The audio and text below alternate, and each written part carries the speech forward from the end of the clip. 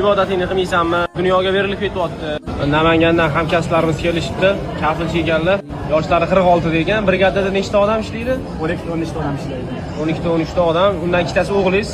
Baraka toping. O'zingiz hammasi o'rgatyapsiz. Alloh baraka bersin. Necha yillik stajingiz bor? 17-18 yil bo'ldi. 18 yillik stajlari bor ekan, maşalloh. Umra qilgani kelib turib niyat qilib. Qalamlar yarashib turibdi qalamlar, aka.